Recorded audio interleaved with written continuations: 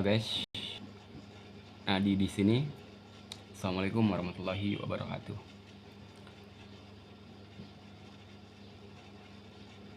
Perkenalkan, nama saya Nadi dengan NIM 2213100015, jurusan Akidah dan Filsafat Islam, kelas API 5A. Hobi saya berenang. Oke, tujuan saya membuat video ini adalah untuk memenuhi tugas UTS mata kuliah Filsafat, Sosial, dan Politik. Oke, langsung saja. Bagaimana sih konsep keadilan sosial menurut John Rawls? Jadi seperti yang kita ketahui, John Rawls ini adalah seorang filsuf politik Amerika, lahir pada tahun 1921 dan wafat tahun 2002. Rawls lahir di Baltimore, Maryland, dan meraih gelar Doktor Filsafat dari Universitas Princeton.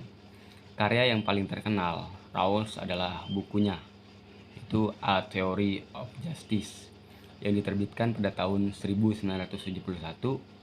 Dalam buku ini, ia mengembangkan konsep keadilan sosial dan tabir ketidaktahuan, atau yang sering disebut veil of ignorance, sebagai eksperimen pemikiran untuk menentukan prinsip-prinsip masyarakat yang adil.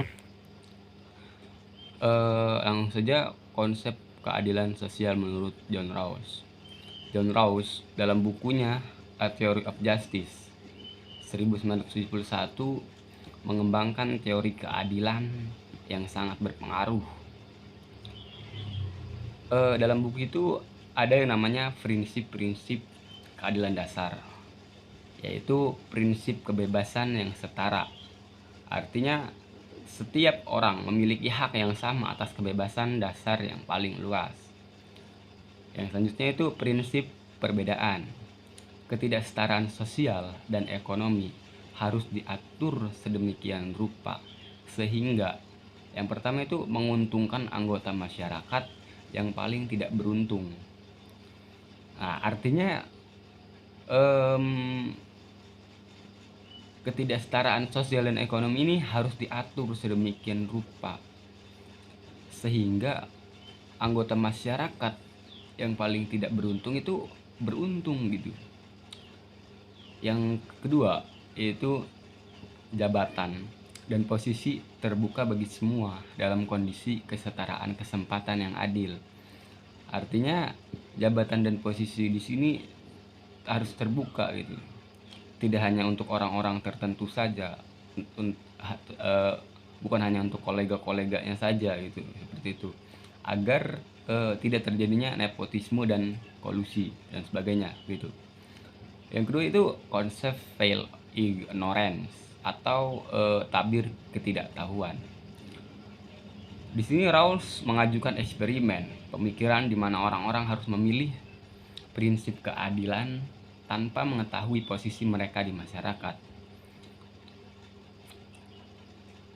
Ini juga memastikan bahwa pilihan prinsip keadilan akan bersifat fair karena tidak dipengaruhi kepentingan pribadi. Nah, artinya di sini adalah ketika kita mempunyai jabatan atau di posisi mempunyai kebijakan, kita harus menggunakan tabir ketidaktahuan. Semua orang yang kita kenal, kita tidak tahu agar tidak terjadinya nepotisme. Nah, pertanyaan selanjutnya itu adalah apakah demokrasi bisa mewujudkan keadilan sosial dan bagaimana caranya? Oke. Ya, demokrasi dapat menjadi sarana mewujudkan keadilan sosial melalui beberapa cara. Yang pertama itu mekanisme institusional. Yang demokrasi kan pemilihan umum yang bebas dan adil. Nah, itu udah ada. Yang selanjutnya itu kebijakan konkret, program perlindungan sosial. Artinya harus ada perlindungan sosial itu. Yang selanjutnya itu jaminan pendidikan, lembaga peradilan. Artinya kita harus dijamin gitu tuh keadilannya. Selanjutnya itu bagaimana cara mewujudkannya. Yang pertama itu penguatan institusi demokrasi, artinya memperkuat independensi lembaga peradilan agar tidak dikendalikan oleh orang lain. Yang selanjutnya itu pemberdayaan masyarakat, pendidikan politik dan kewarganegaraan itu harus diperkuat lagi agar tercipta masyarakat yang adil dan melek gitu. Oke, sampai di sini, kurang lebihnya mohon maaf. Assalamualaikum warahmatullahi wabarakatuh.